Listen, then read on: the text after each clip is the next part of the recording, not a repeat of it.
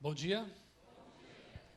É um prazer voltar aqui à Igreja do Tatuapé. Não me recordo quantos anos atrás estivemos aqui, mas é sempre bom rever parte da família de Deus. Também agradeço ao internauta por permitir que eu invada aí o seu computador, sua tela, né? Que o mesmo clima gostoso que nós estamos vivendo aqui, o mesmo ambiente agradável, também alcance você, onde quer que você esteja. Eu convido os irmãos a abrirem a Bíblia em Apocalipse, capítulo 14. Eu diria que esse texto ele sintetiza a mensagem que, como igreja, nós temos que proclamar nesses últimos dias. Toda empresa, organização, costuma, se bem organizada, né, ter aí uma missão, né, um alvo, uma declaração de missão. E eu creio que essa aqui poderia, assim, expressar bem a nossa declaração de missão como igreja. Apocalipse 14, verso 6, naturalmente que aquilo que nós chamamos de três mensagens, ou as três mensagens angélicas, elas vão até o verso 12. Mas como hoje nossa ênfase, a ênfase da programação de hoje é criacionismo, crença em Deus, né, o teísmo, eu vou ler apenas os versos 6 e 7, que dizem assim: Vi outro anjo voando pelo meio do céu, tendo um evangelho eterno para pregar aos que se assentam sobre a terra e a cada nação e tribo e língua e povo.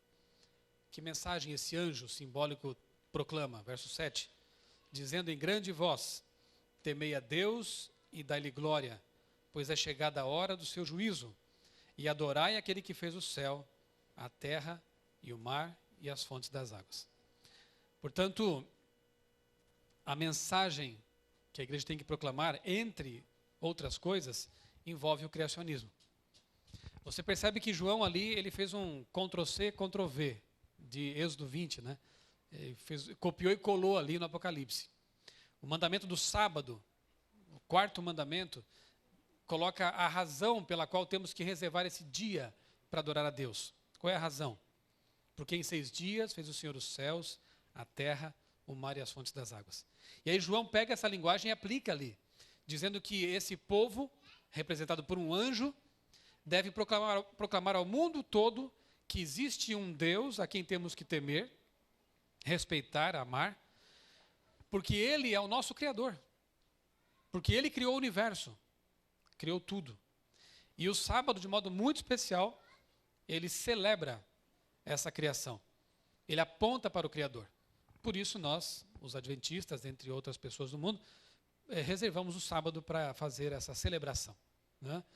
Vamos projetar algumas telas aqui. E a primeira delas é um verso de Paulo, ali Romanos capítulo 1, versículo 20, um outro texto muito interessante do apóstolo e filósofo Paulo, podemos dizer assim, em que ele escreveu assim: porque os atributos invisíveis de Deus, assim o seu eterno poder, como também a sua própria divindade, claramente se reconhecem, desde o princípio do mundo, sendo percebidos por meio das coisas que foram criadas. Muito embora Deus seja o Deus invisível, sobre quem Paulo pregou também lá no Areópago, em Atenas, né? O Deus invisível, ele deixou digitais, deixou marcas pegadas neste mundo. Nós podemos segui-las, podemos perceber Deus, segundo o apóstolo Paulo, nas coisas que foram criadas.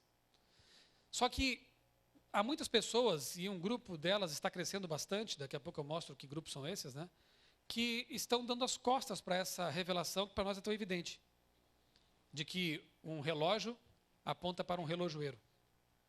Estão se negando a ver as evidências.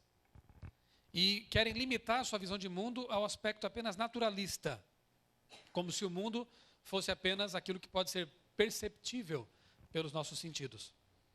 E nós cristãos cremos que há mais do que isso. Há outras realidades.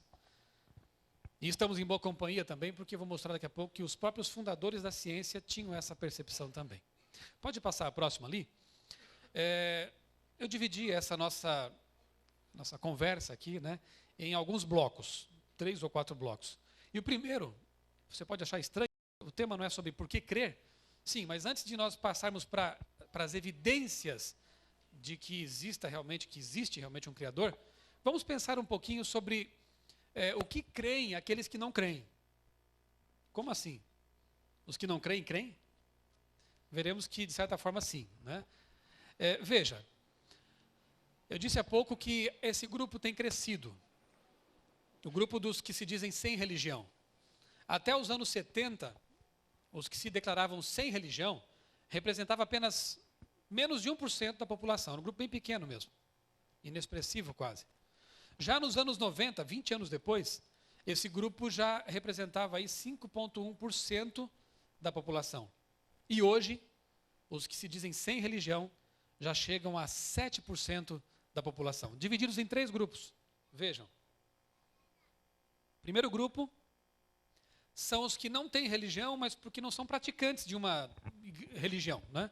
Eles perderam contato com as igrejas, pode até acreditar em Deus, mas possivelmente um Deus energia, alguma coisa não pessoal. No segundo grupo são os agnósticos.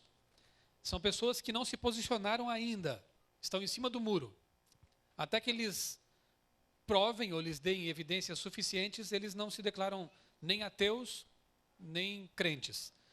Em cima do muro, né? Eu diria que é a posição mais lógica, talvez, para quem não tem assim tantas evidências, porém, é a mais cômoda. Porque você não se posiciona. E o terceiro grupo é um grupo tão fundamentalista quanto os cristãos. Por quê? Porque eles assumem uma posição e batem um pé ali. Que são os ateus, né? Que negam qualquer forma de divindade. O Milor Fernandes, da revista Veja lá, no seu humor, né? Ele diz que os ateus têm um Deus em quem nem eles mesmos acreditam. É interessante que, para alguns, o ato de eles negarem a Deus acaba quase que confirmando a divindade, né? Por que essa resistência? Por que eles se preocupam tanto com Deus? Por que Marcelo Gleiser, como a Kelly falou aqui, né, e outros tantos, se preocupam tanto em escrever contra Deus, se ele não existe? É algo estranho, né? Bem, são esses 3 grupos. Há um grupo ainda, mais recente, que se auto-intitula de Brights, os brilhantes. São os novos ateus. Eu chamo de ateus fundamentalistas e ateus militantes. Por quê? Porque eles estão pregando agora o evangelho deles. Embora seja mais ou menos como aquela ilustração ali, né? A pessoa recebe um folheto e diz, mas esse folheto está em branco. Aí eles dizem, sim, é porque nós somos ateus. Não há o que dizer, né? Ateu. Nós estamos negando o que alguns estão dizendo por aí, que existe Deus, né? Então não há uma mensagem. É a negação da mensagem. Esses aí, chamados que se auto-intitulam Brights, ou ateus militantes, representam hoje 3% da população. Embora os evangélicos tenham crescido muito, estão crescendo, né? O grupo de ateus também está crescendo. E se nós fôssemos investigar as causas, ao que poderíamos atribuir esse crescimento dos chamados ateus militantes, cujo propósito é tirar alguns crentes desse caminho, mas principalmente convocar os agnósticos a sair de cima do muro. Venha para o nosso lado. Seja um ateu como nós. Vejam, segundo esse psicólogo, Michael Shermer, que é presidente da Sociedade dos Céticos nos Estados Unidos, ele atribui o crescimento do ateísmo militante hoje ao aumento do irracionalismo. E aqui eu tenho que concordar com esse ateu. Sim, por quê? O que ele considera irracionalismo, né? Pode passar lá. Olha só, o aumento da questão aí da astrologia, horóscopo, né? Pessoas que preferem crer em astros a crer naquele que criou os astros. Preferem permitir que os astros guiem sua vida e influenciem suas decisões, a colocar a vida na mão daquele que criou os planetas e os astros e estrelas. É uma coisa bastante ilógica na minha percepção. Pessoas que creem em percepção extrasensorial, né? Para psicologia, bruxaria, hoje está em alta isso aí, né? Com livros infantis, inclusive, né? Alienígenas, filmes agora aí, uma onda de filmes hollywoodianos com essa ênfase no messianismo ufológico, diria assim. Eles esperam um Messias extraterrestre.